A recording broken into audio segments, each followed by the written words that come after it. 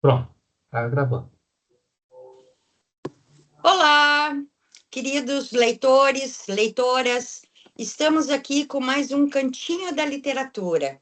Hoje trazendo um assunto de um livro que é A Digissexualidade, Robofilia e o Futuro do Amor. Tenho certeza que vai impactar vocês, assim como impactou a mim. E para ajudar, digamos assim, a termos uma conversa sobre esse livro, né, que é um assunto bem polêmico, até daria para dizer, né, eu tomei a liberdade de convidar Deise Lourenço. Deise Lourenço, por favor, pode se apresentar? Além de ser amiga da Marli, primeiro, Marli, muito obrigada pelo convite, é uma honra estar aqui. Eu sou escritora há pouco tempo, né? Eu lancei um primeiro romance nessa jornada da escrita, mas é uma coisa que eu escrevo há bastante tempo já. E me interessa, minha outra profissão, eu sou médica, então, assim, outro completamente diferente, né, da atividade da literatura, e um pouco como vocês também, né, cada um de nós tem uma outra profissão, mas na qualidade de escritora, ainda que neófita, para discutir um tema que é bem interessante. Muito bem. Obrigada pelo convite. Imagina, não precisa agradecer. Jerônimo Lima, autor desse livro, seja muito bem-vindo ao Cantinho da Literatura. Então, eu passo a palavra para ti, para tu te apresentares, para que os nossos leitores, né, ou escritores, as pessoas em geral, conheçam quem é Jerônimo Lima. Tá bom, Madri, muito obrigado. Muito obrigado, doutora Deise, aí também pela companhia nesse encontro. Eu sou gaúcho de Cachoeira do Sul, mas eu não moro lá em Cachoeira já há muito tempo, né? Eu saí de Cachoeira com 13 anos e morei em muitos lugares.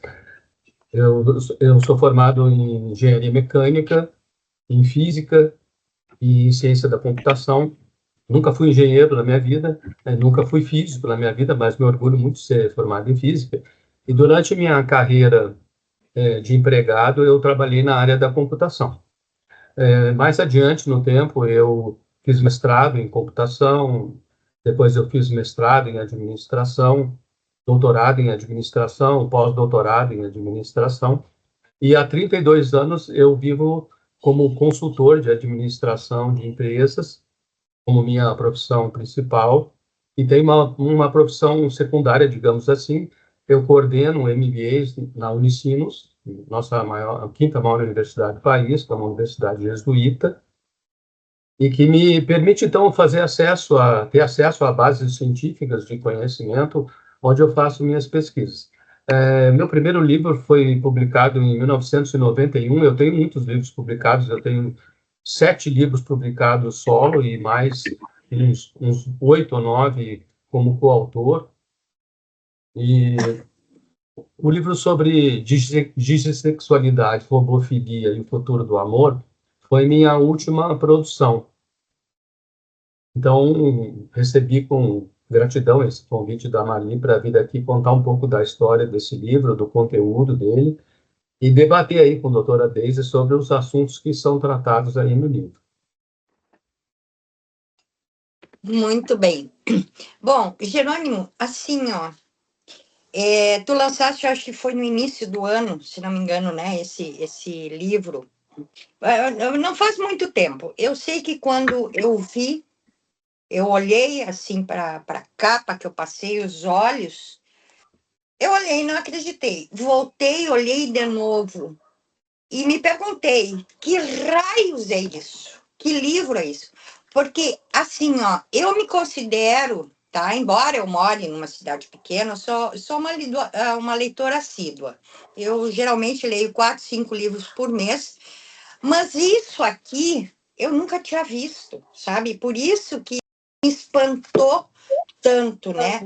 Eu me senti tão por fora do mundo atual que me impactou. Então, eu comprei, eu mandei vir o livro, né? Digo, mas eu tenho que ler esse livro. E a cada página que eu lia, eu me surpreendia bastante com ele. Então, assim, eu vou primeiro, eu acho que passar a palavra para ti, para tu falares sobre esse livro, tá? E eu não sei até onde, até quanto a gente pode dar spoiler desse livro também, porque seria interessante que as pessoas lessem, que as pessoas adquiram esse livro, né? Então, eu deixo a palavra contigo para fazer uma apresentação, assim, depois eu e a Deise entramos com as perguntas, né, Deise? Tá bem. Primeiro eu vou contar para vocês como é que esse livro surgiu. Porque Isso. eu sou um escritor de temas de negócios, né? Meus livros são sobre administração de empresas e uso de ciências de dados nas empresas.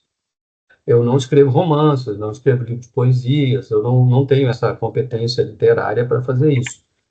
Eu tenho um livro de crônicas, que foi um dos mais vendidos do Brasil em 2017, o que me deixou muito contente, mas os meus livros são eminentemente técnicos. E esse livro surgiu assim. Em 2018, a universidade me chamou, em dezembro de 2018, me pedindo que criasse um curso novo de pós-graduação para fazer uma abordagem das inovações tecnológicas que vinham surgindo cada vez com mais intensidade. E isso já era, então, lá pelo início da segunda quinzena de dezembro, eu tinha uma viagem programada para início de março para os Estados Unidos, e eu aproveitei, então, e eu sou conhecido pelo meu trabalho nos Estados Unidos, e eu consegui visitar 3 universidades renomadas, a Universidade de Princeton, que fica em New Jersey, perto de Nova York, e 2 em Boston, a Universidade de Harvard e o MIT, o Instituto de Tecnologia de Massachusetts, que é o estado onde é o berço da tecnologia nos Estados Unidos. E lá eu tomei contato com as inovações tecnológicas e quando eu voltei, eu sugeri para a universidade criar um curso de ciência de dados aplicado ao negócio. Na universidade, nós temos o hábito de fazer eventos antes do início dos semestres que sejam chamativos de alunos para fazerem matrículas, para se interessarem. A gente tem um evento lá chamado Hub da universidade, que é um evento que chama o mercado todo para conhecer as novidades. E então, para esse evento de 2019, que seria lá em março de 2019, eu preparei uma palestra sobre inovação nos negócios, falando um pouco das novidades tecnológicas que eu tinha visto. Quando eu dei essa palestra, eu percebi que, de todas as tecnologias que eu apresentei, tinha 2 que mais chamavam a atenção. A questão do uso de robôs no dia a dia e a questão do uso de inteligência artificial. E aí, então, no fim da minha palestra, eu apresentava produtos e serviços que eram inovadores na época. Um dos produtos eram bonecas para sexo, robóticas. Eu não sei se você sabe, mas 70% da internet é pornografia. A pornografia é um assunto que rende bastante dinheiro no mercado, nos negócios. E o meu livro não tem nada a ver com pornografia, mas naquela época o produto que eu mostrava como inovador eram bonecas robóticas para sexo. Na época eram somente mulheres. Hoje já tem homens também, mas na época eram só, e ainda continua a maioria sendo mulheres. E aí naquela onda toda eu escrevi um texto de ficção no meu Facebook dizendo que eu tinha uma namorada robô. E aí eu fiz todo um enredo que está hoje num dos capítulos do meu livro, contando uma história, que eu tinha uma namorada robô, que eu viajei com ela, como é que eu comprei, que ela veio de fábrica e tudo mais. E um pouquinho de tempo adiante, eu estava num avião viajando de Porto Alegre para Belo Horizonte, e no meio da viagem uma moça, uma passageira que estava sentada lá, ela veio falar comigo, perguntou: professor, o senhor não me conhece pessoalmente, tal, mas eu li seu texto no Facebook e tal, e o senhor tem mesmo uma namorada robô? Então, daí eu disse para ela: olha, querida, assim como Harry Potter é uma obra de ficção, aquele texto lá é uma obra de ficção também. É algo que eu inventei em função do que a tecnologia está nos proporcionando hoje. E aí acabamos conversando ali um pouco sobre esse assunto. Quando eu voltei de viagem, eu escrevi um outro texto, continuação, que virou um outro capítulo desse livro também. E aí, com o passar do tempo, eu acabei sendo conhecido no Brasil por alguém que gosta de robótica, pesquisa sobre o assunto, tem interesse nessa área de conhecimento, conhece o que os robôs fazem nas empresas do ponto de vista de manufatura e gestão de processos. E acabou que a coisa foi indo, e quando chegou num ano retrasado, eu comecei a aprender sozinho a usar inteligência artificial para fazer meu trabalho. Para vocês terem uma ideia, meu penúltimo livro é um livro de sociologia chamado Ignorância. Eu levei 10 meses para escrever. Esse livro de digissexualidade, robofilia e o futuro do amor, que é um livro de sociologia robótica, ele é de sociologia aplicada à robótica. Eu levei 2 meses para escrever, sendo que esse eu tenho muito mais pesquisa do que no anterior. Então, o ganho de produtividade que eu tive com inteligência artificial foi altíssimo.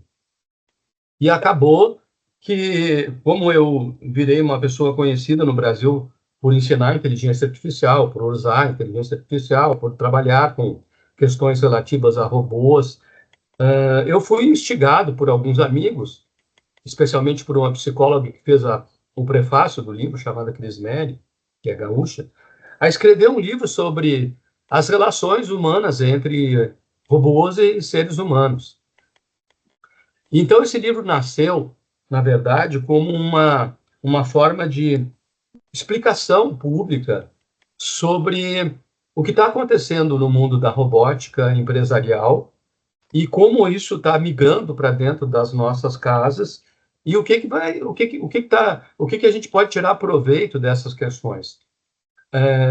O pessoal da área de literatura de ficção científica gosta muito de fazer filmes distópicos em que os robôs vão dominar o mundo, que eles vão nos escravizar, mas coisas ruins, né? Coisas desse tipo. Mas isso, na verdade, é só filme de ficção científica.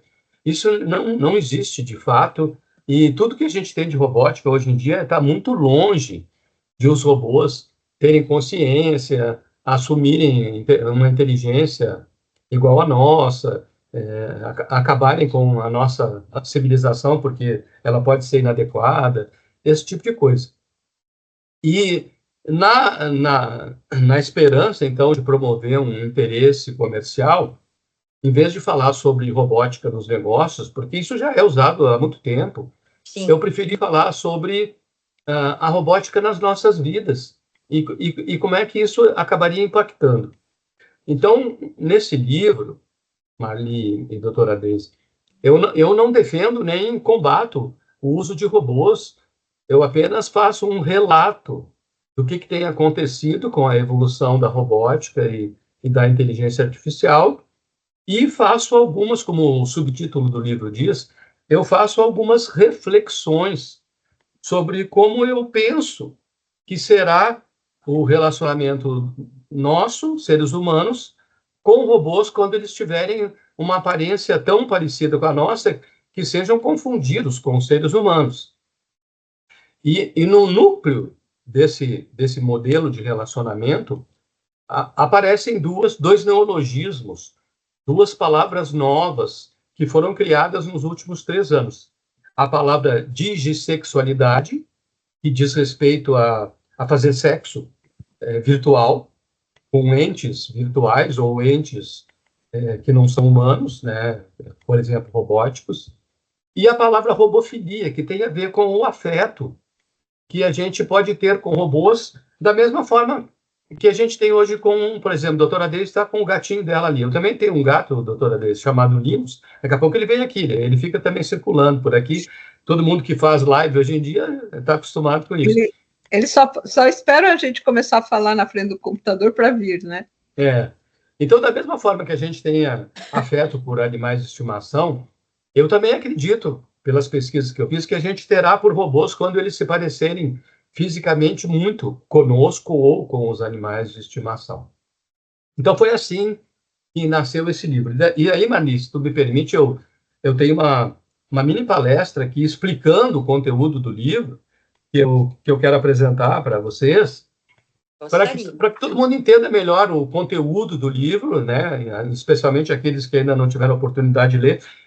Sim, Marli, o livro foi lançado em janeiro. Em maio, esgotou a primeira edição, de 1.500 exemplares. E agora, no dia 26 de setembro, foi lançada a segunda edição, revista e ampliada. A segunda edição, eu corrigi algumas estatísticas do livro, atualizei os sites lá que eu boto como fontes de pesquisa, e eu adicionei um capítulo a mais, que eu chamo de Manifesto da Dissexualidade e Robofilia, que é o que eu estou entendendo que é para onde rapidamente nós estamos nos encaminhando. Então, eu peço permissão aqui para vocês para compartilhar meu conteúdo.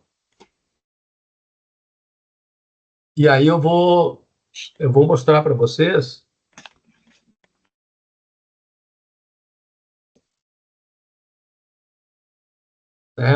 o que eu escrevi, né? O que esse livro tem. Está aparecendo aí para vocês o PowerPoint? Está aparecendo. Então, o livro tem esse nome um pouco estranho, porque as palavras dissexualidade e robofilia, elas não são muito comuns e remetem a algo que a gente não conhece. Eu começo o livro explicando sobre a origem da palavra robô. Quase tudo que a gente tem em português, ou vem do grego ou vem do latim, mas robô, diferentemente, vem da língua tcheca, que significa trabalho forçado ou servidão. Essa palavra foi usada pela primeira vez em 1920, numa peça de teatro, que hoje tem em livros também disponível, por um autor tcheco chamado Karel Čapek, a peça chamada RUR, que é a abreviação de Robôs Universais de Rossum. Então, nessa peça, ele introduz a palavra robô como um ser que era empregado dos humanos para fazer trabalhos que os humanos não gostavam de fazer ou fossem perigosos. Então, a origem dessa palavra vem daí. E um robô, hoje em dia, ele, conforme essa Association for Advancing Automation, que é a principal entidade de robótica do mundo, fica nos Estados Unidos, ele é um dispositivo automático que tem conexões com sensores que dispensam o controle humano direto, porque eles podem realizar tarefas autonomamente, né, sem que precisem ser controlados pelas pessoas. Então, isso é o que a gente chama hoje em dia, né, daquela máquina que a gente conhece por robô.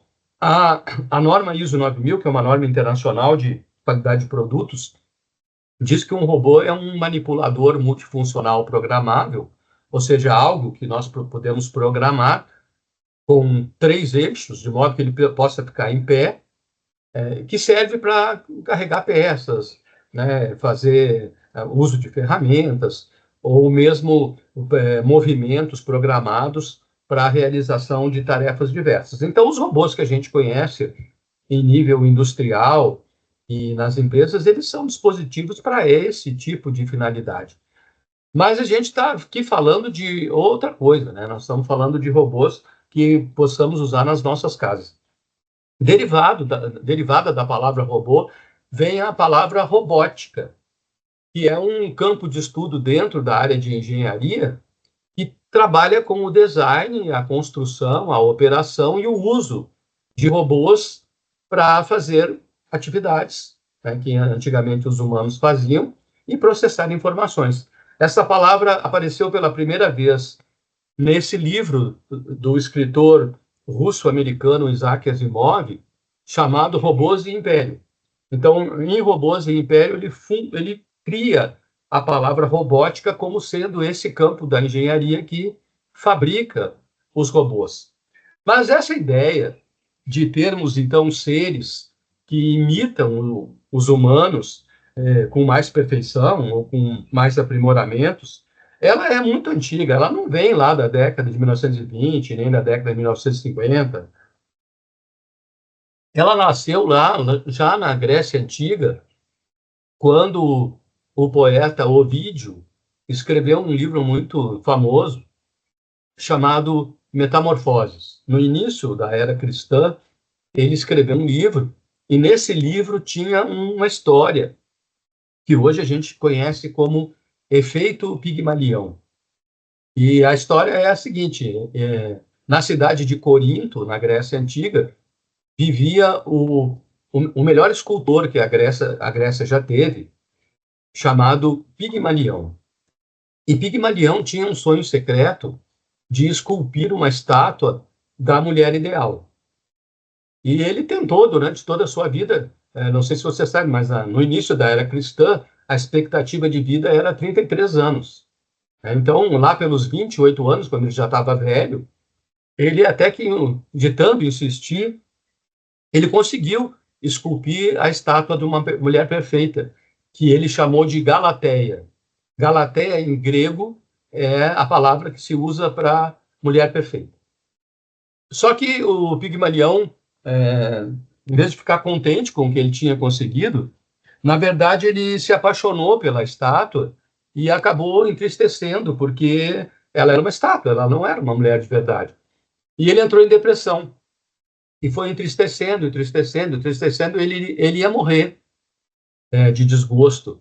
Então, a deusa Ártemis, né, a deusa da sabedoria grega, condoída e preocupada, né, com os destinos da arquitetura e da escultura na Grécia Antiga, resolveu transformar Galateia numa mulher de verdade. Numa noite lá, quando Pigmalião estava dormindo, ela foi até a estátua, bateu no ombro da estátua com a mão, e a estátua virou uma mulher de verdade.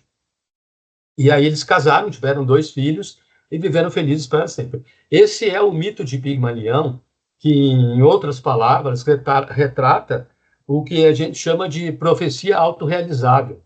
Quando a gente quer muito uma coisa, se a gente se esforça, a coisa acontece. E isso vem motivando os seres humanos a criar robôs cada vez mais aperfeiçoados, para que a gente tenha um robô à nossa semelhança. Já na modernidade, alguns fatos também sociais e econômicos impulsionam que isso tome uma aceleração inimaginável antes. Então, a gente tem uma sociedade de consumo que é caracterizada por relações recíprocas que não são simétricas, alguém dá mais do que outros, alguém sofre mais do que outros, alguém ganha mais do que outros. Em relações, por exemplo, tem avós que sustentam netos, quando, na verdade, os pais deveriam sustentar os netos, né? Então, a nossa sociedade do consumo acabou criando muitas relações assimétricas que levam a um certo anseio nosso por criar pessoas que sejam mais parceiras, que sejam mais empáticas conosco. E isso foi acelerado por uma questão de vida para consumo, em que os indivíduos buscam consumir qualquer coisa que torne a sua identidade, a sua vida melhor por meio de bens materiais. E do ponto de vista das relações, o escritor polonês Zygmunt Bauman, sociólogo, né, ele tem muitos livros que falam sobre a questão da modernidade líquida. Ele tem um livro muito interessante chamado Amor Líquido, em que ele coloca que, por causa dessa sociedade de consumo e vida para consumo, as relações modernas ficaram muito frágeis e volúveis, porque as pessoas acabam mantendo laços temporários, né, que não são duradouros, e esses laços temporários refletem, de alguma forma, a insegurança e a flexibilidade que a vida contemporânea nos traz, que a gente querendo ou não, é isso que acontece. Nem sempre é bom, mas é isso que acontece. Então, por causa disso, o pessoal da robótica começou a pensar em como é que poderiam criar robôs que imitassem seres humanos quase que na sua totalidade, do ponto de vista não só da aparência, como também das relações. E aí nós temos 4 características que caracterizam bem como se dão as relações humanas. As relações humanas se dão através da manifestação do afeto, da utilidade, que é quando a gente cuida do outro e é útil para o outro do ponto de vista de fazer a vida dele melhor, da interação, do diálogo, da reciprocidade e da admiração. Nós estamos numa fase da robótica que o afeto já pode ser considerado como uma expressão humana que os robôs já conseguem fazer. Eles nos dizem coisas num tom de voz e de uma maneira que parece que eles estão sentindo aquilo, quando, na verdade, eles só estão processando informações que o processador deles lá armazenou. E eles são muito úteis, né, para fazer tarefas que a gente não gosta ou que a gente considera perigosas. O ponto atual de intersecção dos humanos com os robôs está nas 2 últimas manifestações de relações humanas. A questão da interação, que ainda os robôs não têm, de uma maneira tão natural como parecessem humanos, mas essa aí é mais fácil de ser conseguida, porque isso, por processamento de imagem do rosto do outro, tu consegue entender quando a pessoa está deprimida, quando ela está com raiva, quando ela está com sono, quando ela está com nojo, quando ela está com qualquer manifestação. As expressões faciais denotam isso, a gente chama, tem uma parte da cabeça chamada neurônios espelho que demonstram isso, e a gente ainda não conseguiu chegar na parte mais difícil de um robô imitar um ser humano, e nós então estamos aqui nessa transição entre afeto, utilidade e interação. Nós estamos aqui no meio dessas 3 para a última, que é um robô demonstrar admiração por um ser humano. Os programadores e os engenheiros ainda não conseguiram fazer isso. É bem mais difícil expressar admiração. Então, quando, por exemplo, a doutora Daisy saudou aí a Marli, deu para ver no tom de voz dela, na expressão facial, carinho, deu para ver afeto, deu para ver admiração, deu para sentir isso. Nós não conseguimos ainda programar os robôs. Quando a doutora Daisy fica passando a mão ali na cabecinha do gato dela, com todo carinho, isso mostra uma interação bem intensa entre um ser humano e um animalzinho. A gente não faria isso com o nosso liquidificador, com a nossa geladeira, com o nosso robô, e nem eles fariam isso conosco, porque eles não têm ainda movimentos corporais tão complexos como os nossos, né? Então, nós estamos aí, em relação aos robôs nos imitarem, eles conseguindo quase tudo. Eles já conseguem demonstrar afeto, utilidade e interação, mas admiração ainda não conseguem demonstrar. E nós estamos caminhando rapidamente para isso, como falou a Marli. As coisas têm surgido, Marli, do dia para a noite, numa velocidade cada vez mais espantosa. Sim. E se prevê que logo, logo, nós teremos robôs que imitem perfeitamente os seres humanos. E aí começam a ter as discussões na sociedade contra o uso de robôs e a favor do uso de robôs. Então, o pessoal que argumenta contra diz que eles representam um risco para as pessoas, uma degradação social com o aumento da violência sexual, porque tu pode, por exemplo, bater num robô, que é a mesma coisa que tu bater num sofá, né? Tu não está causando mal para ninguém. Mas uma pessoa que dá muito murro na mesa, por exemplo, quando conversa conosco, a gente já sabe que ela tem um temperamento agressivo. Então, isso pode aumentar a violência sexual, principalmente porque os robôs, hoje em dia, ainda são, principalmente robôs em formato de mulheres, muito direcionados para fantasias sexuais. Também pode fazer a objetivação das mulheres e crianças, criar mais assimetria de relacionamentos, porque daí, imaginem, se alguém se apaixona por um robô, prefere conviver com robôs que fazem tudo o que eles querem, em vez de conviver com humanos que se atrapalham, erram, ficam doentes, comem porcaria, né? E não são tão perfeitos do ponto de vista de comportamentos do que os humanos são. Isso pode encorajar a pedofilia, provocar disfunção sexual. Se os robôs forem usados sem higiene, aumentar as doenças sexualmente transmissíveis, e uma superestimação das expectativas humanas como tendo robôs como parceiros ideais. E aí não estou falando de parceiros sexuais, parceiros como amigos, parceiro como cuidadores, parceiro como os maridos e esposas, e assim por diante. De outro lado, a parte da sociedade que acha bom que tenhamos robôs, diz que os robôs, quando evoluírem ao ponto de serem muito parecidos conosco, eles podem fazer companhia para os idosos, cuidar das crianças, dar autonomia para os que são solitários. Tem muito idoso solitário, né, que os parentes não visitam mais, os filhos não visitam mais, e isso causa depressão.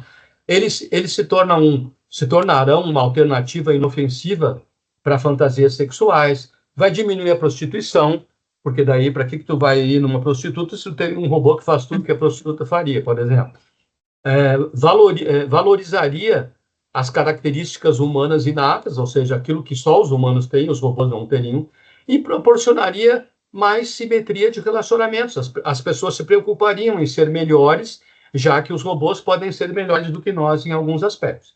Então, vejam, como tudo que é assunto, temos opiniões a favor e opiniões contra. Eu não me manifesto, né, no meu livro, nem na primeira nem na segunda edição, de nenhuma maneira. Eu apenas trouxe isso para a discussão, para a análise. Eu comecei a lidar com robôs e eu percebi que existe um fenômeno criado pelos matemáticos chamado Vale da Estranheza. Colocado sob a forma de um gráfico, o Vale da Estranheza mostra como é que a gente, humanos, vê os robôs em termos de simpatia, à medida que eles mais se parecem conosco.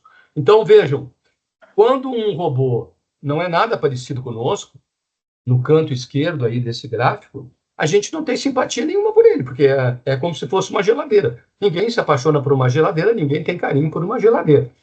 Mas à medida que isso vai aumentando, vai ficando mais parecido com um bichinho, com uma pessoa, a nossa simpatia vai aumentando também. Até que chega um ponto em que se fica numa transição de robôs que são chamados de ciborgues, como esse que está aqui na figura da tela, à esquerda. Uma parte parece humana, como, por exemplo, o rosto, mas tem uma parte ali cheia de engrenagens, fios, transistores, etc., que dá a ideia de uma coisa meio esquisita, né? Que a gente não sabe direito o que é. E aí a nossa simpatia com seres dessa natureza cai lá para baixo. E isso é o que se chama de Vale da Estranheza. Mas quando os robôs ficarem bem parecidos conosco mesmo, isso vai dar um pico e a nossa simpatia por eles vai aumentar lá em cima, como a gente vê aí no lado direito dessa figura. Então, o que essa experiência mostra, isso aqui são dados estatísticos de pesquisas, que quando réplicas humanas se comportam de forma muito parecida, mas não idêntica a seres humanos reais, isso provoca repulsa nos humanos. Quando elas forem muito parecidas conosco e comportamentos parecidos, nós vamos gostar de ver esse tipo de robô interagindo na nossa vida. E aí surge um novo elemento que está sendo acrescentado aos robôs, que é a inteligência artificial.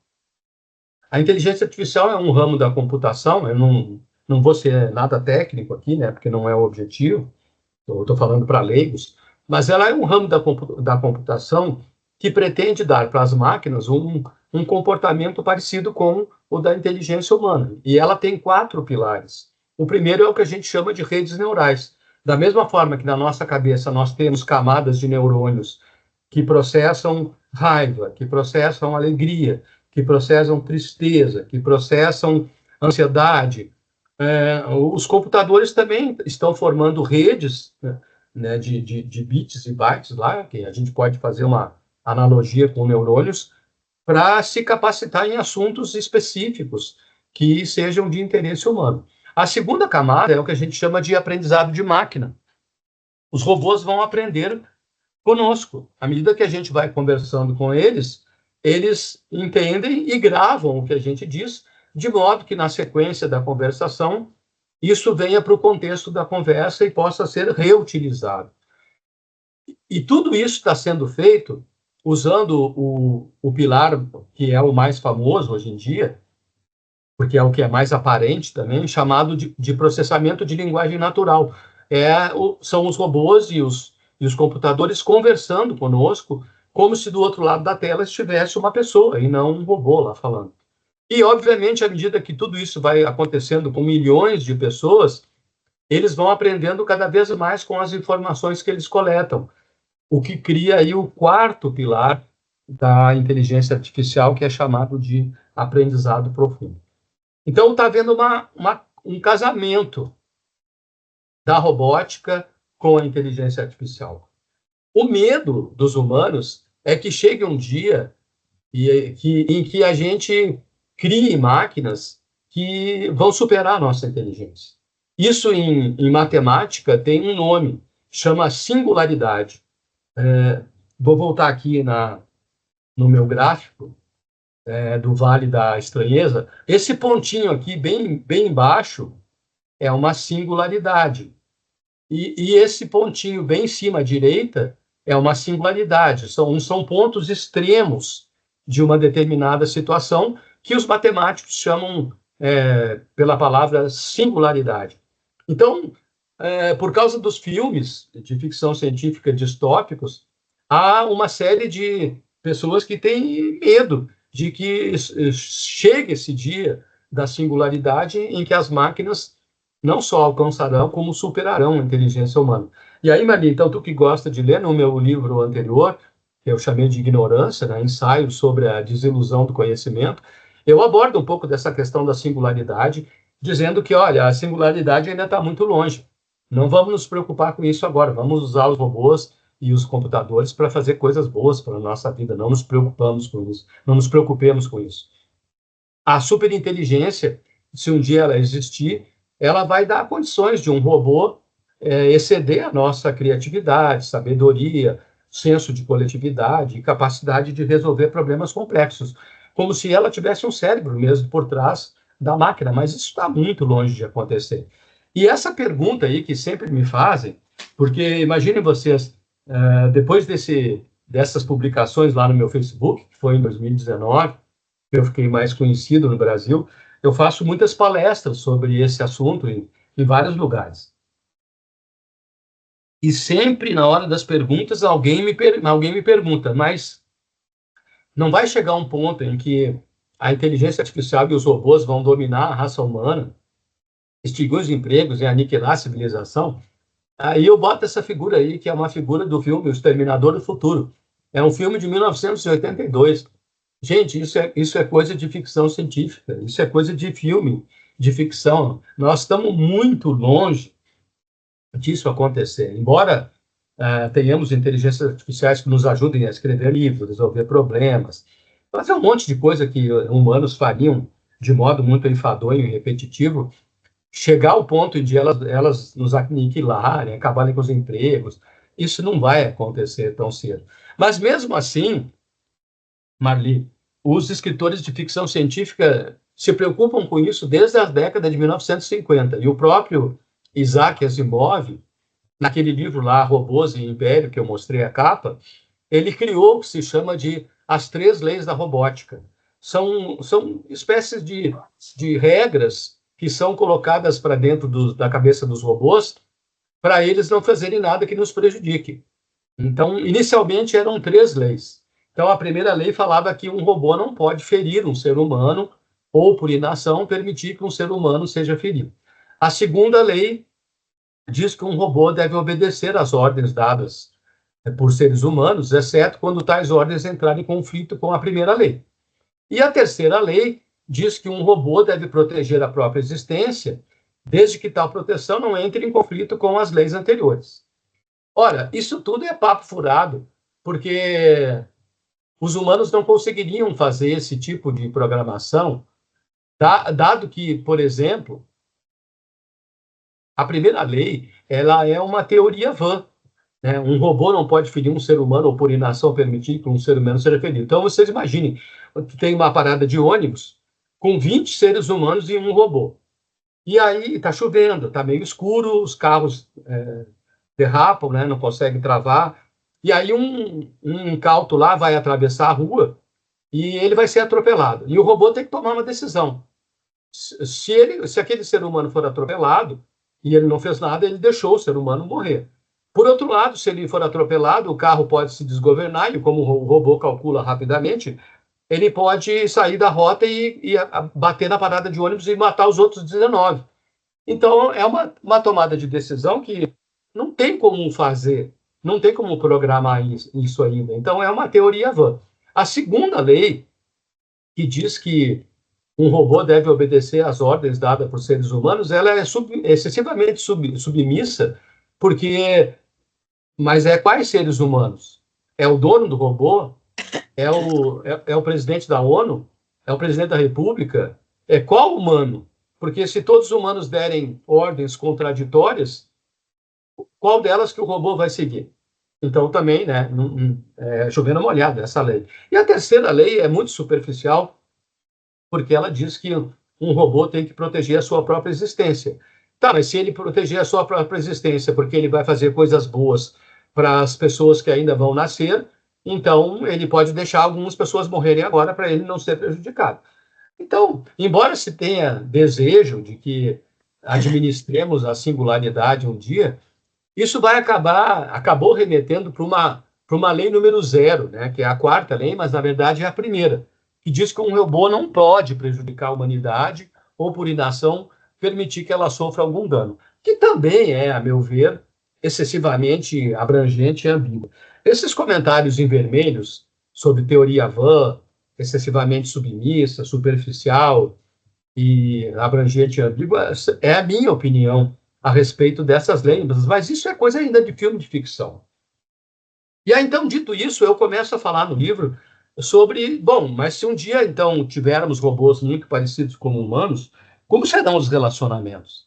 E aí, isso entra num assunto novo, chamado sociologia robótica, é a aplicação da sociologia na robótica. E aí aparecem as novas palavras, dissexualidade, que é a atração por entidades digitais como avatares e inteligência artificial, uso de tecnologia como realidade virtual ou aplicativos de namoro para facilitar os relacionamentos tradicionais.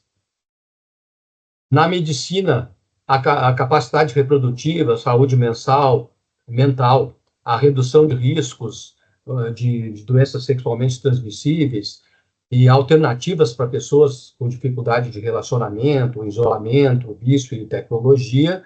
E na psicologia, há uma possibilidade de criação de conexão genuína e recíproca, explorando a identidade e as referências sexuais para alívio de traumas e fobias. Isso é o que a dissexualidade prega. A robofilia prega que a gente vai chegar a um ponto em que vai ter atração emocional ou sexual por robôs, vai desenvolver androides sexuais, né? Isso vai facilitar companheirismo, segurança, inovação nos negócios, e a aparência feminina é dominante. Daí vou contar para vocês o que aconteceu. Logo que saiu a primeira edição do livro, eu fui dar as primeiras palestras, uma senhora numa palestra disse que eu era machista, porque por que na capa do livro era uma mulher robô e não um homem robô? E aí eu tive que explicar para ela que, na verdade, é uma mulher, porque quase toda a literatura que temos hoje de ficção científica sobre robôs é sobre distopias robóticas, que falam de dominação pela inteligência artificial, a dependência extrema de robôs, uma desigualdade ampliada, já que robôs não cansam, né? Não precisam tomar Coca-Cola, comer comida ruim, não ficam doentes e tudo mais. Eles vão ficar sempre nos vigiando, mesmo que a gente ache que não estão. Isso vai dar de certa forma, uma perda de identidade humana e criar conflito, resistência ao uso de robôs. E quase sempre, nesses livros e filmes, o vilão da história é uma mulher. Isso tem a ver com a nossa herança machista cultural, mas não foi o meu caso ali, eu não fui favorável a nenhuma tese desse tipo, eu apenas expressei o que a ficção científica traduz hoje na literatura sobre distopias robóticas.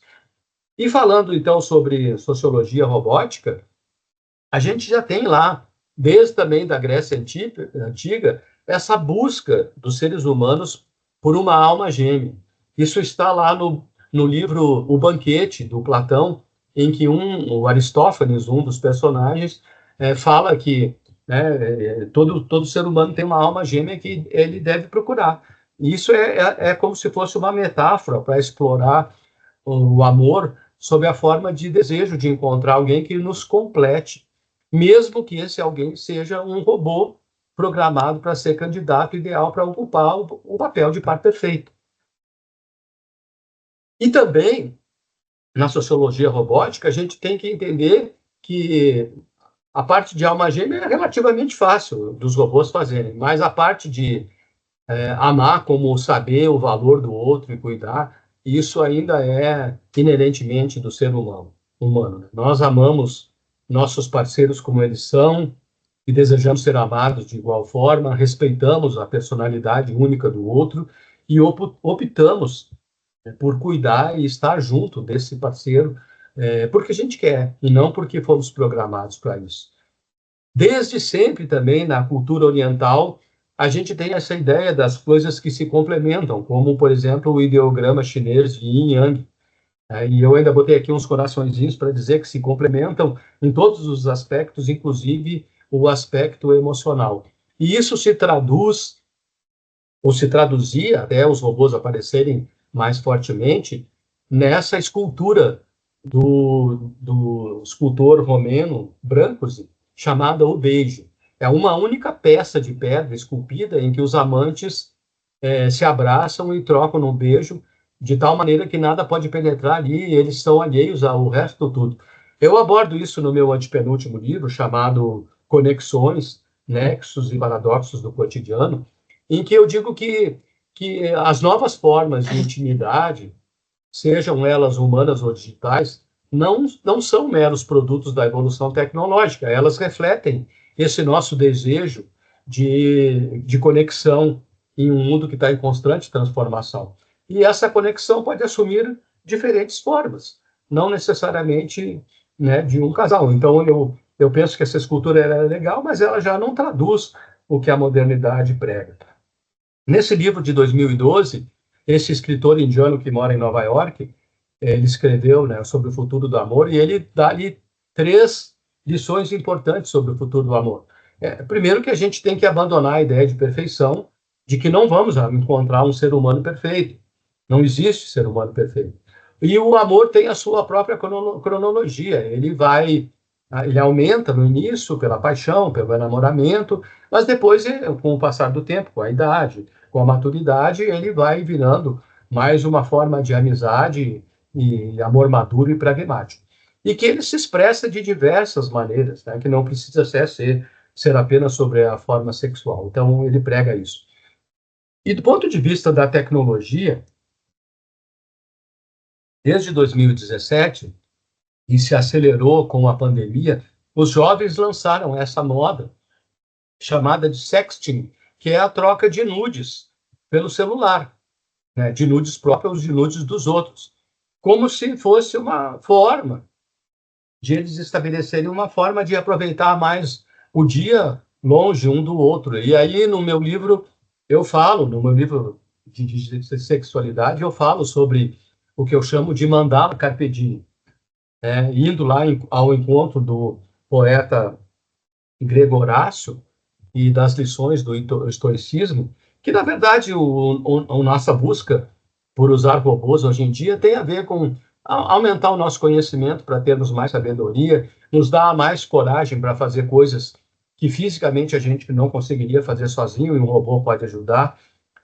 Um senso maior de justiça, considerando, então, que não existe pessoa perfeita e é preciso tratar todo mundo com mais equidade, honradez e benevolência, entendendo empaticamente a questão dos direitos e dos sentimentos alheios, e a moderação, que envolve o autocontrole e o equilíbrio em todas as esferas da vida.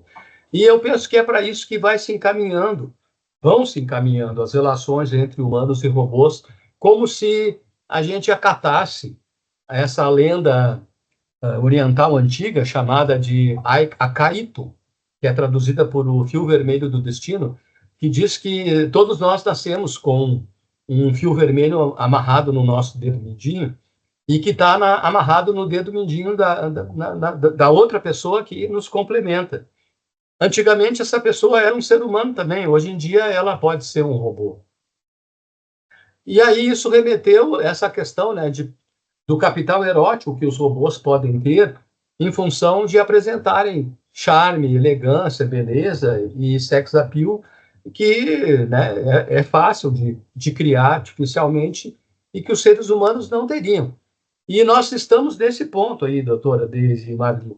Nós já temos, aqui está desculpem a figura aí, mas como eu estou falando, né, de negócios, aqui temos uma figura de uma boneca robótica vendida na AliExpress, que é um site chinês de varejo, é o maior site do mundo, fabricada por uma empresa americana chamada Iron Tech Doll.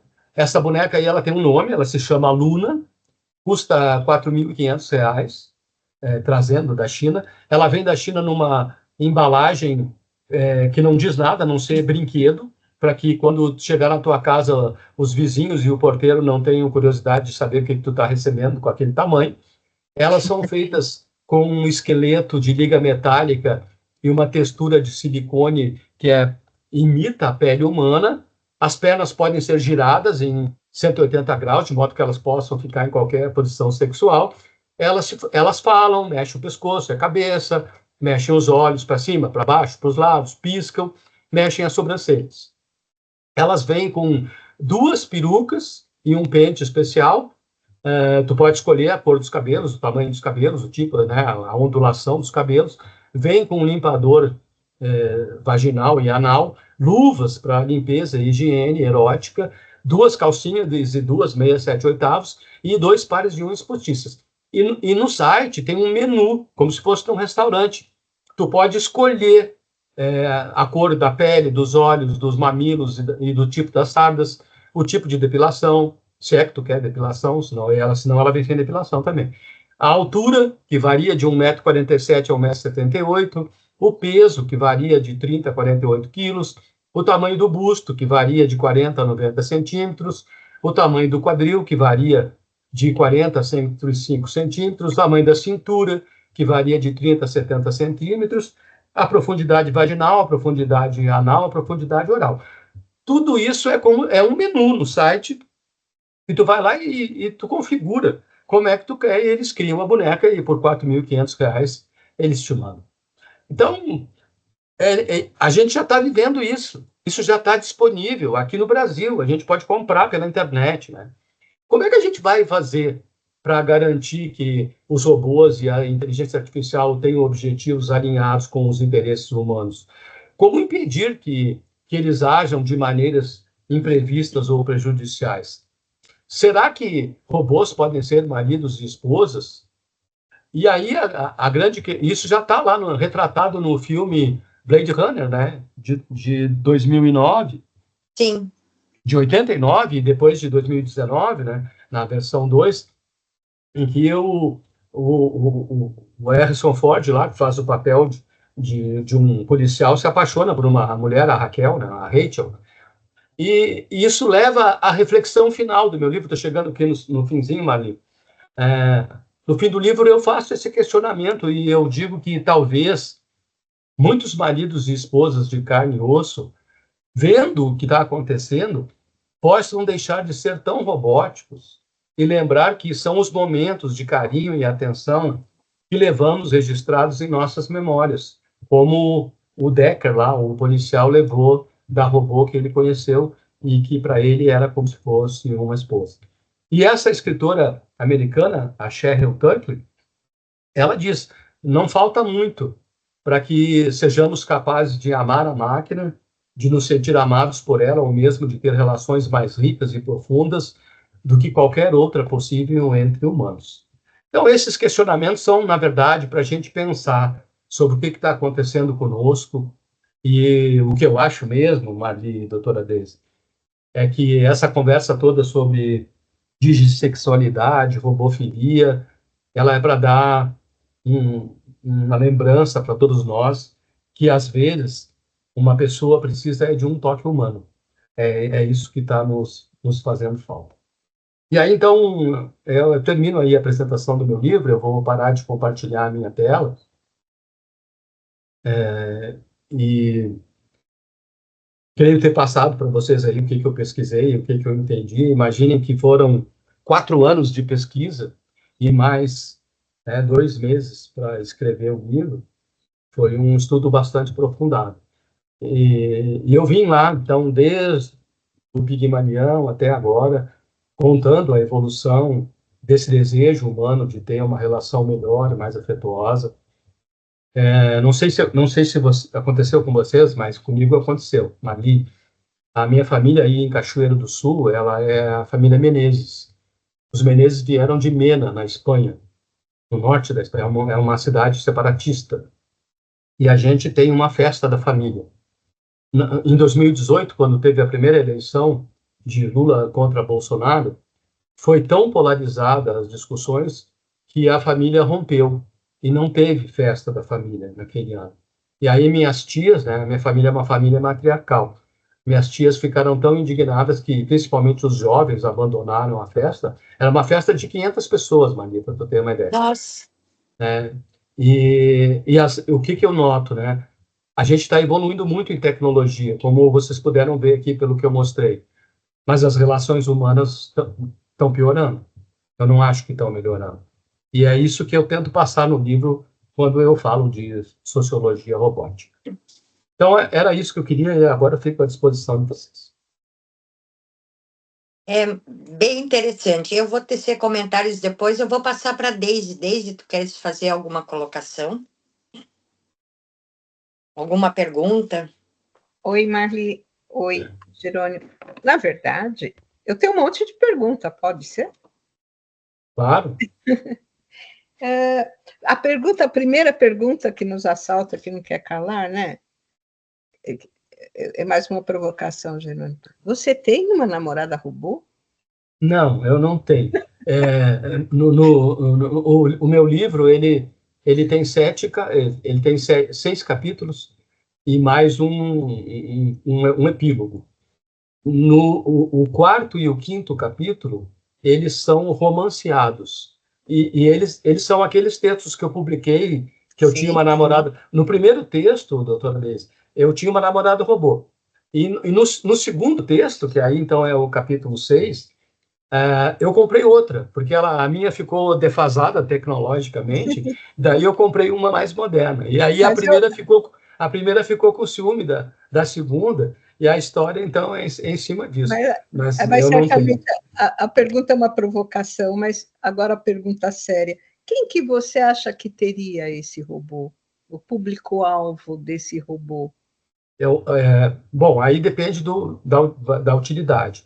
Para sexo, eu penso que o público-alvo é mais masculino, de gente que masculino é metade da humanidade. Qual masculino, eu quero dizer? Os masculinos que são mais solitários, que são mais introvertidos, que têm fantasias sexuais difíceis de realizar com uma mulher ou um outro homem. Alguma coisa que remeta a algo mais diferente do ponto de vista de um relacionamento sexual. A pesquisa feita nos Estados Unidos em setembro do ano passado, mostrou que 80% dos homens falou que teria uma namorada robô e 80% das mulheres falou que não teria um namorado robô. Essa é a estatística que a gente tem. Sim. Mas eu penso que muita gente, quando elas ficarem mais parecidas e eles ficarem mais parecidos, eventualmente pode querer ter um companheiro robô. Até porque vai lhe dar o útil ao agradável. Por exemplo, tu pode ter um robô para sexo, mas ele pode limpar a casa, lavar a roupa, passar roupa, fazer lista de compras, botar as músicas que tu quiser para ouvir. Como a gente tem, eu faço na Alexa hoje. A minha casa é toda interligada por computador. E eu tenho uma Alexa que comanda. Ela liga o ar-condicionado, liga a TV, muda o canal da TV. Eu só não consegui ligar a Airfry que dizia que ligava, mas eu não conseguia, e o aquecedor de água. O resto, tudo na minha casa é ligado à Alexa. Ela faz tudo para mim. Então, imagina, se tu tiver um robô que passe roupa, lave roupa, tire pó, né, recolha o cocô do gato, né, do Linus, ele leve o lixo lá embaixo, cozinhe. Bom, se tu, aí eu acho que quando a gente chegar nesse ponto, muita gente pode ser que queira ter um robô em casa. Pois é, pois é. Eu acho que isso me leva à segunda pergunta, que, na verdade, a história de você ter um robô como companheiro, né? E aquilo que você trouxe do Zygmunt Bauman, né? Do amor líquido, da mudança das relações. Então, que hoje você tem laços que são mais temporários, e em contrapartida, né? Que vai de encontro aos laços duradouros de antigamente. E, na verdade, eu queria só colocar isso. Na verdade, os laços duradouros de antigamente, que garantiam essa pessoa que, quando você chega em casa, traz o chinelo, põe a cerveja e deixa o jantar pronto. Olha que maravilha, eu também queria uma dessas, só que não dá, né? Mas, enfim, mas tem muita gente que tem isso em casa, ainda bate nela, ainda por cima, quando ele fica nervoso. Né? Nós estamos falando de uma realidade, né? E que são esses laços duradouros, que são baseados em regras sociais rígidas, né, que foram, felizmente, se flexibilizando, e aí a gente vem nos laços temporários. Então, eu acho que, assim, não acho que os robôs, se é que é para a gente ter laços duradouros, rígidos, e ter alguém que traga meu chinelo quando eu chegar em casa, é melhor ter um robô que ter um ser humano. O que você acha disso? Eu acho que muita gente encaminha a sua vida para isso. E mais, olha só, do jeito que ele está indo, a gente vai poder configurar a personalidade do robô. Tu pode, por exemplo, dizer para o robô que, bom, hoje eu estou alegre, eu quero que tu, quando eu chegar, tu cante para mim, que tu faça brincadeira, conta piada. E aí, outro dia que eu chegar mal-humorado ou chegar triste, eu quero que tu não abra a boca, fique calada, entra mudo, sai calada. Entendeu? E ainda pode te deixar livre para ter as relações humanas e dentro de uma janela mais fechada, que você não precisa levar a pessoa para casa, né? Você pode ser só amiga dessa pessoa e ter relações com elas mais verdadeiras, laços mais verdadeiros. Quando a gente fala da transformação do amor, eu tenho 68 anos, tá? Que você fala, você tem um amor romântico que vai amadurecendo e ele vira uma coisa mais sólida, mais de compreensão, dá impressão mais madura, né? À medida que você envelhece, dá a impressão que nessa idade eu não tenho direito mais de me apaixonar, entendeu? Eu não sei se isso é uma boa coisa. E isso não tem nada a ver, essa discussão que eu estou falando, não tem nada a ver com o robô. Eu estou mais falando com o tipo de relacionamentos que a gente fica imaginando que os robôs roubariam esse relacionamento duradouro, esse amor consolidado, de ternura, cumplicidade, blá, blá, blá. Mas eu não sei se eu quero isso realmente.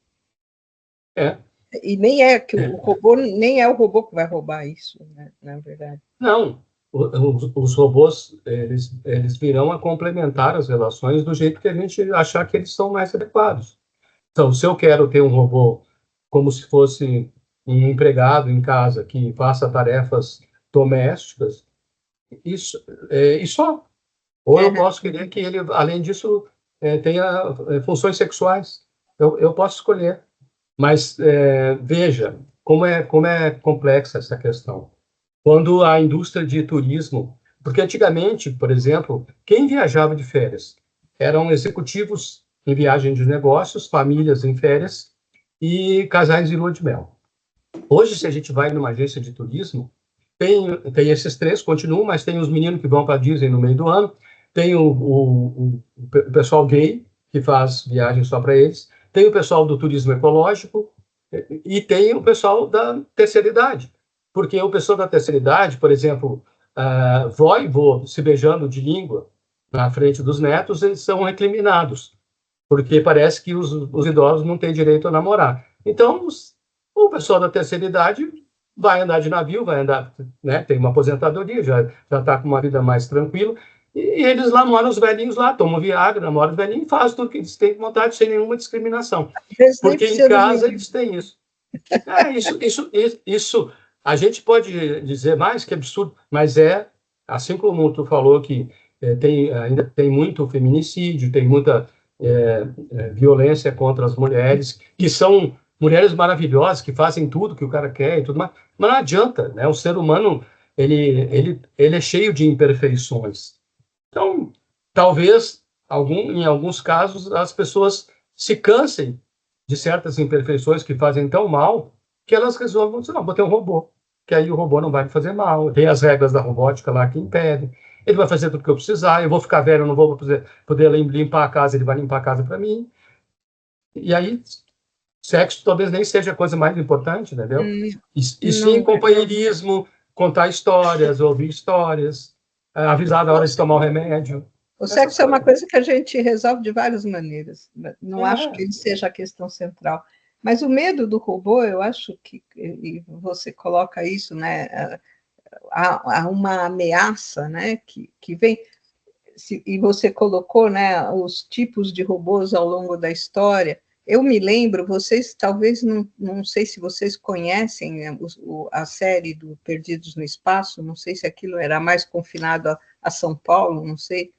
Mas, enfim, tinha aquele robô era uma maravilha, ele era sensato, ele não deixava o Dr. Smith fazer as maldades dele, e quando ele não sabia, ele dizia, não tem registro, lembra disso?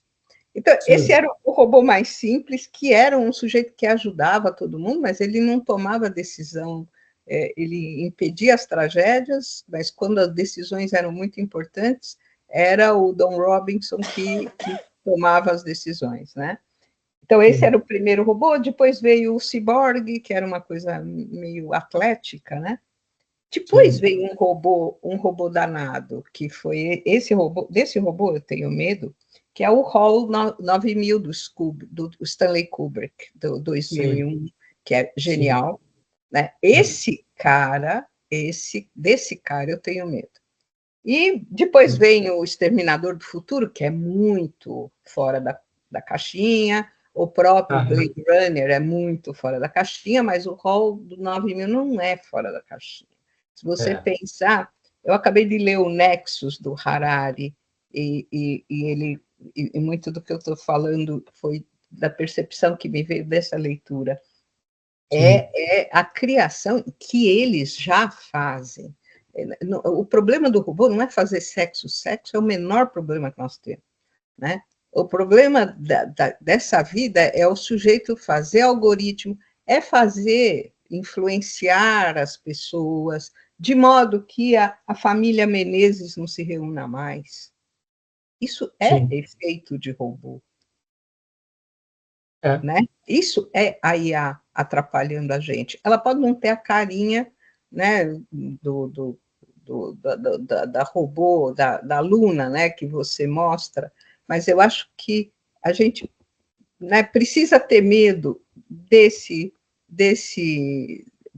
dessa papel da IA e do robô, mesmo sem fisicamente ele estar representado, né? Isso, quando eu falo robô, na verdade, podem ser robôs humanoides, né, sob a forma física de seres humanos, mas podem ser robôs virtuais. E, né, o WhatsApp, por exemplo, tem um robozinho ali por trás dele. E a briga na nossa família, doutora Deise, ela começou pelo WhatsApp. Era o grupo da família que começou a discutir na polarização política, e aí foram saindo, se xingando, chegou ao ponto que não tivemos mais festa. Então, sim, não é só a questão da antropomorfização do robô, é a questão do uso de inteligência virtual, de maneira geral, que atrapalha as nossas relações, porque a gente vê isso, por exemplo, em restaurantes, vai num restaurante, tem 5 pessoas, eles não estão conversando entre eles estão cada um no seu celular.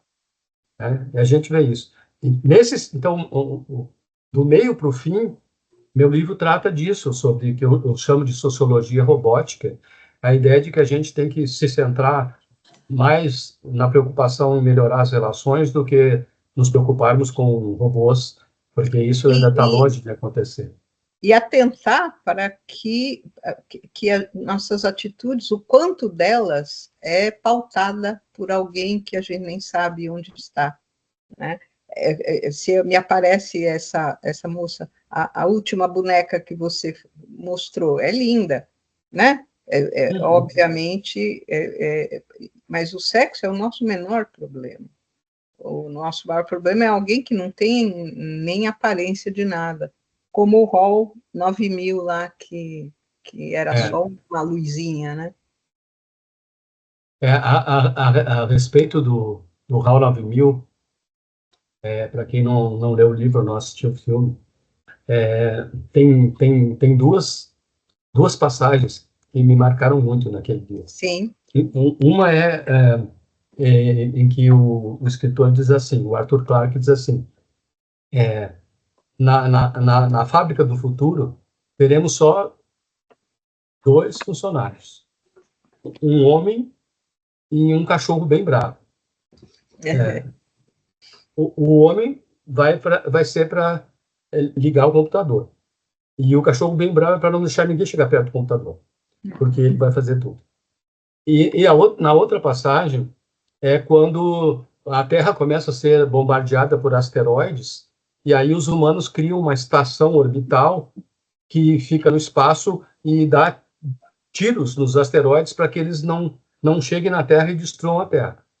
E de 2 em 2 anos trocava a tripulação da estação orbital. Lá pelas tantas, quando chegou uma nova troca, o HAL disse, vocês podem ir embora, porque eu não preciso de vocês. E aí ele disse assim, como assim? Nós que te criamos, ele diz, impossível vocês terem me criado. Eu não fico doente, eu não fico cansado, eu não erro os tiros, eu acerto sempre, eu não como porcaria, eu me alimento de energia pura, eu sou lógico, eu não fico doente, eu não raciocino em emoções. É impossível que alguém tão ruim, tão fraco, tenha me criado. Eu sou muito melhor do que vocês. Então, esse tipo de literatura fez realmente, doutora Deise, a gente começar a ter medo de que esse dia chegasse. Esse é o ponto da singularidade que eu falei. Né? Mas a gente está muito longe disso ainda. Eu acho que a gente não está longe, não. Concordo com a doutora Deise. Nós estamos vivendo isso. Não acho dessa maneira. Eu acho que ainda estamos longe. Seria isso, Deise? Isso. Mas parabéns pelo livro, é surpreendente mesmo. E foi interessante a gente discutir aqui. Obrigada. Eu que agradeço. Bom, que a IA está fazendo parte da nossa vida já há bastante tempo, né? Anos, assim, que a gente não imaginava, a gente está descobrindo agora. Eu, pelo menos, assim, eu sabia, por exemplo, que o computador, etc e tal, juntava os dados, se era inteligência artificial, mas a gente não pensava, assim, que era em tantos setores, porque ela tem quase que, digamos assim, um controle. Por exemplo, se eu vou escrever um livro, a Deise vai escrever um livro, tu vais escrever um livro, que vai para o computador, ela já sabe antes do livro estar sendo impresso. Não é assim? Né? Então, assim, tem tanta coisa que a IA está trazendo. Só para vocês terem uma ideia, quando eu morava em Porto Alegre, eu gostava muito de escutar determinadas músicas. Foi o início do CD, por exemplo, né? Que a gente tinha, então, botava logo no computador, assim, aqueles primeiros que a gente botava o CD, coisa e tal. E só que depois eu perdi esse CD, não se usa mais CD, etc e tal, e também não me lembrava, esqueci, minha vida foi uma correria. Só que daí a Netflix resolveu fazer uns álbuns de música, né? E quando eu fui escutar, eram todas aquelas músicas que eu ouvia, por exemplo, em 1980, né? E eu me perguntava, mas como é que ela sabe? Como é que ela sabe o meu gosto? Sabe que eu gostava dessas músicas, até deixei de ouvir, mas assim, como é que eu vou dizer? Ela me conhece, ela sabe quem eu sou, né? E outra coisa, assim, que é também preocupante é nessa questão das profissões. Assim, em termos até de Brasil, as profissões estão, assim, entrando novas, terminando outras, né? Que nem, por exemplo, a própria empregada doméstica, digamos, né? A doméstica. Quem compra o computador não precisa mais. Era uma área que eu achei que nunca ia ser afetada, né?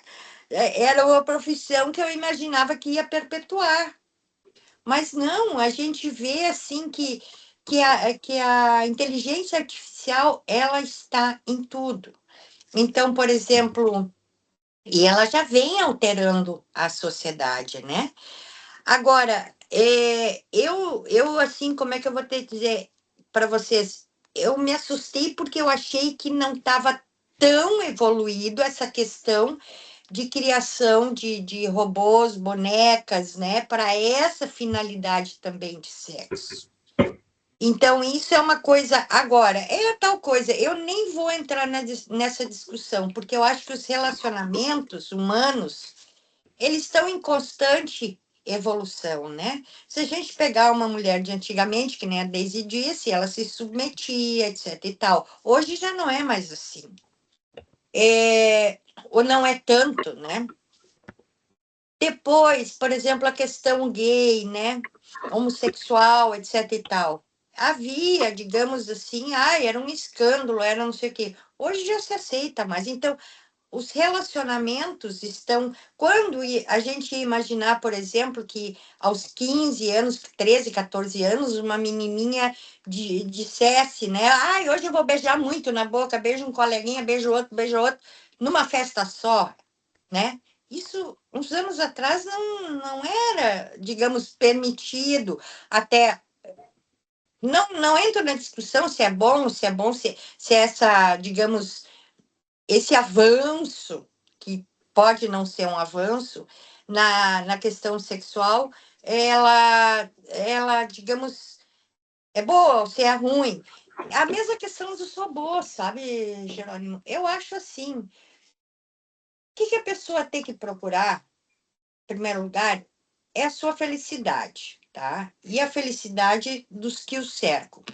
Mas se a pessoa não se sente bem com outro ser humano, pode às vezes até ser por trauma, por alguma questão, e quiser ter um robô, eu não tenho nada a ver com isso, isso não me prejudica. Vocês entendem? Então, assim, para mim, a pessoa que quiser ter um robô, que tenha. A pessoa que não quer ter um robô, que não tenha. A gente não pode, digamos, impor, né? Impor, porque a gente nunca sabe o que tem por trás, assim, da experiência de vida, aquela coisa, os sofrimentos que aquela pessoa está enfrentando. Porque realmente hoje, quando a gente analisa uma sociedade e ouve, por exemplo, psiquiatras dizendo que o percentual hoje de psicopatia é no mínimo 3%. Se uma pessoa, por exemplo, fica caindo na mão de um psicopata, se livra de um, cai com outro, e quiser ter um robô, eu não tenho nada a ver com isso, né? Então, mas é um livro assim, ó, que eu gostei muito de ler, aprendi muito com ele, que eu acho que foi o melhor, né?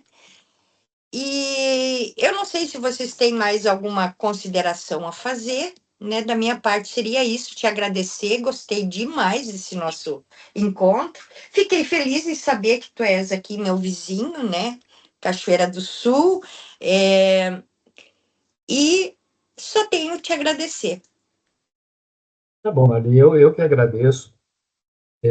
Falando sobre essa questão de IAs nos ajudando a escrever, nas palestras que eu tenho dado por aí, eu noto que dois assuntos chamam muito a atenção para temas de livros de escritores. Um, desde sempre, é a questão do tempo. tudo que é livro que fala sobre volta ao passado, ida para o futuro, como é que a gente lida com o tempo hoje em função do que aconteceu ou o que pode acontecer, vende muito. Os filmes mais vendidos na Netflix, por exemplo, são aqueles que tratam do tempo. E o segundo assunto é o dos robôs.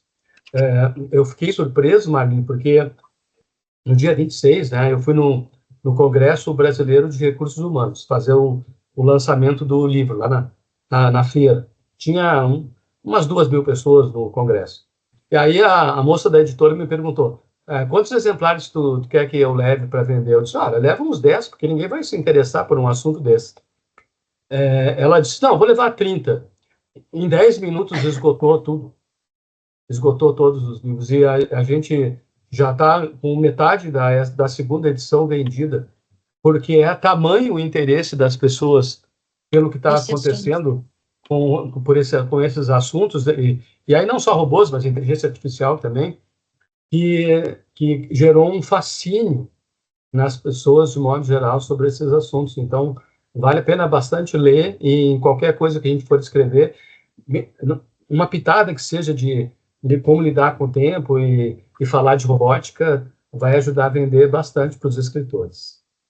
É que eu acho assim, ó, não é só fascínio, é até assim uma necessidade, porque é isso que está se apresentando aí, né? E a gente não pode ficar no passado, a gente tem que saber o que está acontecendo, porque é o dia de amanhã.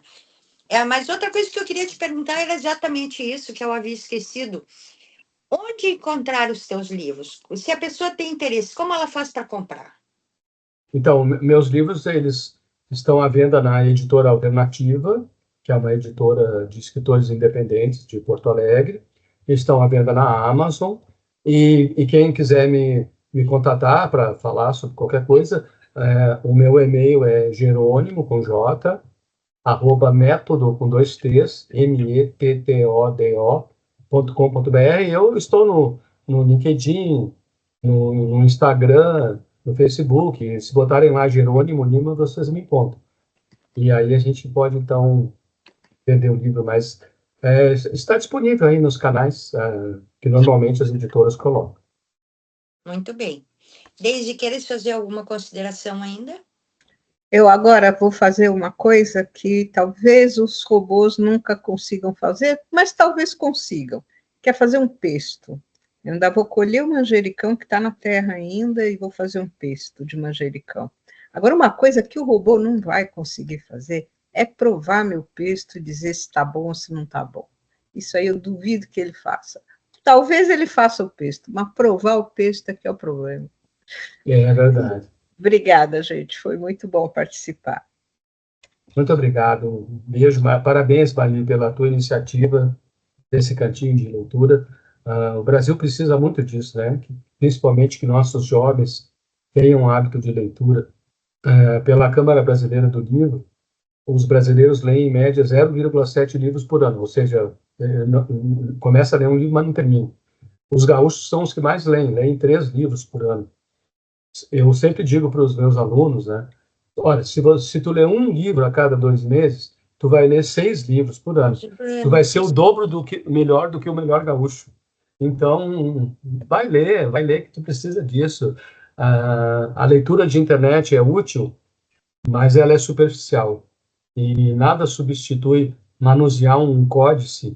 Embora eu não leia mais em papel, viu, doutora Deise? Eu só leio no Kindle, porque eu tenho 17.000 livros, eu não tenho mais onde pôr livros na minha casa. Eu, inclusive, tenho doado um monte de livros para bibliotecas de faculdades menores, porque eu não tenho mais onde botar. Então, eu só leio livro em papel hoje, se não sai digital. Mas manusear um códice de um livro ainda é uma experiência maravilhosa e que nos enriquece muito, porque a gente pode se transportar para mundos que não iríamos se não fosse com a leitura. Então, eu penso, Marlene, que a tua iniciativa ali é admirável, é louvável. Com certeza, muita gente vai assistir teus encontros, e sempre que quiser pode contar comigo para vir aqui falar sobre outros temas que eu abordo nos meus outros livros. Isso, não, perfeito. Quando tu estás convidado, a porta está sempre aberta. Quando tiveres assim um tema que tu achas que seria interessante a gente divulgar, né? Fica à vontade, será sempre muito bem-vindo. Tá? Agradeço, então, muito a tua participação, a participação da Deise, né? Obrigada para vocês, tudo de bom. Parabéns, Marli.